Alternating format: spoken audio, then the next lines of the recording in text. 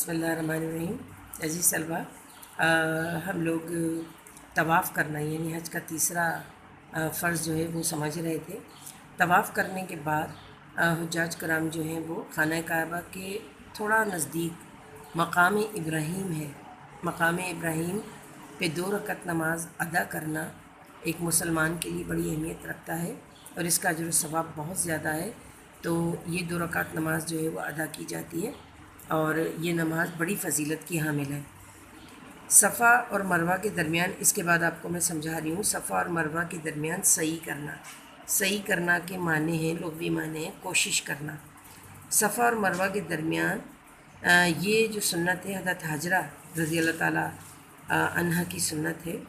काबा के करीब सफ़ा और मरवा नामी 2 पहाड़ियाँ वाक़ हैं। जब हज़रत हाजरा रज़ी अल्लाह ताला अन्हा हज़रत इस्माईल अलैहिस्सलाम को लेकर यहाँ पहुँची तो हज़रत इस्माईल अलैहिस्सलाम प्यास की वजह से बिलख बिलख कर रोने लगे। तो हज़रत हाजरा रज़ी अल्लाह ताला इस तरह सफ़ा और मरवा जो 2 पहाड़ियाँ हैं इनके दरमियान आप रज़ी अल्लाह ताला अन्हा पानी की तलाश में ऊपर जाती और फिर वापस नीचे आती, फिर इर्द गिर्द देखती कि कहीं से पानी मिल जाए और वह हज़रत इस्माईल अलैहिस्सलाम को पिला कर उनकी प्यास बुझा दें। इस तरह हज़रत हाजरा रज़ी अल्लाह ताला अन्हा की जो कोशिश थी वो ये जारी रही और इसी सुन्नत को जो है वो मुसलमान अदा करते हैं, यानी सफ़ा और मरवा के दरमियान सही करते हैं, यानी सफ़ा और मरवा के दरमियान चक्कर लगाते हैं। हज़रत हाजरा रज़ी अल्लाह ताला अन्हा पानी की तलाश में इन दोनों पहाड़ियों फिर वापस लौटती थी। इस वाक़े की याद में हुज्जाज इन पहाड़ियों के दरमियान 7 चक्कर लगाते हैं। इसे सही कहते हैं। जैसा कि मैंने बताया आपको कि सही की जो माने हैं वो सही जो है वो अरबी ज़ुबान का लफ्ज़ है जिसके माने कोशिश करना। बेशक सफ़ा और मरवा कुरान पाक में इरशाद हुआ, सूरह बकरा की एक आयत है, बेशक सफ़ा और मरवा अल्लाह ताला की निशानियाँ हैं। तो जो खाना काबा का हज करे या उम्रा करे इस पर उसके फेरे लगाना गुनाह नहीं है, बल्कि ये उनकी सुन्नत अदा करना है। सही के बाद हुज्जाज दोबारा मिना जाते हैं। यहाँ पर 2 रात और 2 दिन क़याम करना होता है।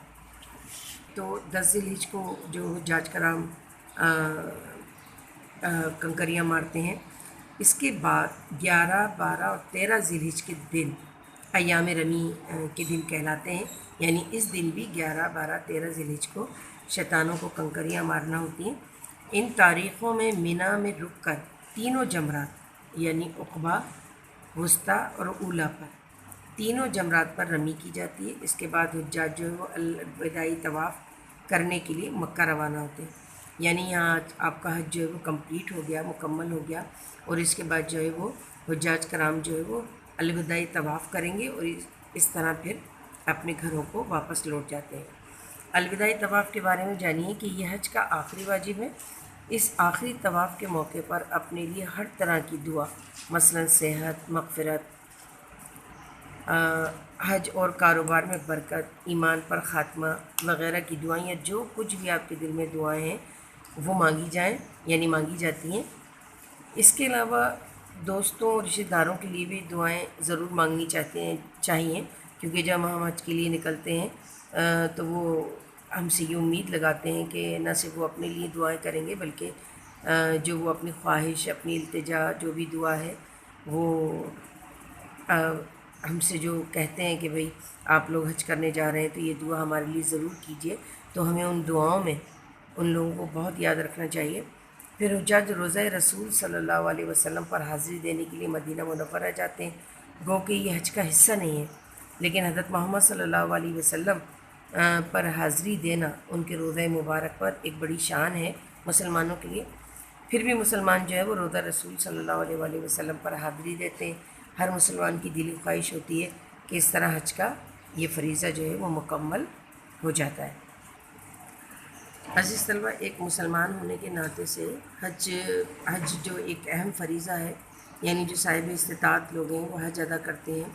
हज एक जिस्मानी, रूहानी बड़ी मशक्क़त वाली इबादत है और अल्लाह ताला ने इसका अजर सवाब भी इंतहाई बड़ा अहम रखा है ताकि एक मुसलमान जो है वो हज अदा करे और उसका पूरा उसको अल्लाह ताला अजर सवाब पहुँचाए।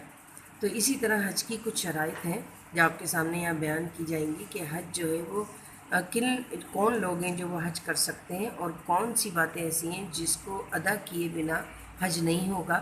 یعنی آپ حج کرنے چلے جائیں اور ہمارے بہت ہی لازم جو کام ہے وہ ہمارے پیچھے پڑے ہوئے ہیں جسے ہم پورا نہ کریں تو وہ حج کی شرائط میں شامل ہے. تو نمبر 1 میں آپ کو بتا رہی ہوں کہ صرف حلال رقم سے حج کیا جائے، یعنی حرام کمائی نہ ہو، چوری کا مال نہ ہو، یا کسی کو دھوکہ دہی سے آپ نے اس مال پر قبضہ نہ کیا ہو. نمبر 2، حج ادا کرنے کا مقصد صرف اللہ کی خوشنودی ہونا چاہیے، جس میں صرف اللہ کی رضا ہونا چاہیے، یعنی کوئی ذاتی دکھاوا یا بناوٹ نہیں ہونی چاہیے. لوگوں پر روب جمانے یا دکھاوے کی نیت سے اگر حج کیا گیا تو وہ عبادت نہیں ہے، بلکہ وہ وقت اور پیسے کا ضیاع کر رہا ہے ایک مسلمان. بلکہ اللہ کی خوشنودی کو، انتہائی اللہ کی خوشنودی کو لازم رکھنا ہے، اور حج جو ہے وہ خلوص نیت کے ساتھ کرنا ہے. مسلمان کی وجہ سے، یعنی اپنے گھر والے کی وجہ سے کوئی تکلیف میں مبتلا نہ ہو. حج کے فوائد دیکھیے. حج ایک اہم اور جامع عبادت ہے. مناسک حج پر غور کیا جائے تو اس کے فوائد نظر آتے ہیں. مثلا مختلف رنگ و نسل، زبان و قومیت کے لوگ جب ایک ہی لباس میں ایک ہی طریقے سے حج کے ارکان ادا کرتے ہیں تو وہاں زبان و نسل کا فرق مٹ جاتا ہے. یعنی تمام مسلمان جو مختلف ملکوں سے، شہروں سے آئے ہوئے ہوتے ہیں، جب وہ ایک ہی طرح سے حج اللہ کی راہ میں ادا کر رہے ہوتے ہیں تو وہ سب لوگ جو امت مسلمہ کے فرد ہیں وہ اس وقت امت مسلمہ کی حقیقت میں فرد بن جاتے ہیں، اور ان کے درمیان کوئی فاصلہ، کوئی فرق نہیں رہتا. یعنی وہ سب جو ہیں وہ ایک ہی اللہ کی عبادت کر رہے ہوتے ہیں. نمبر 2 ہے حج مساوات کا عملی نمونہ ہے. حج جو ہے وہ مساوات کا عملی نمونہ پیش کرتا ہے. امیر، غریب، گورا، کالا، اس میں کوئی فرق نہیں ہوتا، بلکہ ہر طرح کے لوگ اس حج کے جو میدان میں جمع ہوتے ہیں وہاں کوئی تفریق نہیں ہے. اللہ کے گھر میں یعنی سب جو ہیں وہ برابر ہوتے ہیں.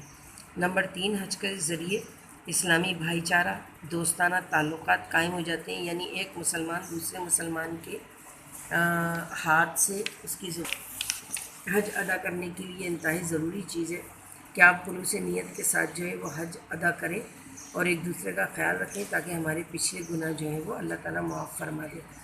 نمبر 5، حج کے دنوں میں تجارت کی جا سکتی ہے. اس طرح مسلمان ایک دوسرے کی تجارتی طریقوں سے واقف ہوتے ہیں اور تجارت کو فروغ ملتا ہے. اس طرح آپس کے معاملات میں یا بات چیت کے ذریعے ایک دوسرے کے بارے میں علم ہو جاتا ہے، اور اس طرح جو ہے وہ حج جو ہے وہ ہماری تجارت کو بھی فروغ دیتا ہے، ترقی دیتا ہے. عزیز طلبہ، یہ لیکچر ہمارا یہیں مکمل ہوا، اور انشاءاللہ جو اگلا لیکچر ہے پھر میں آپ کے سامنے وہ لے کر آؤں گی. تب تک کے لیے اجازت دیں. اللہ حافظ.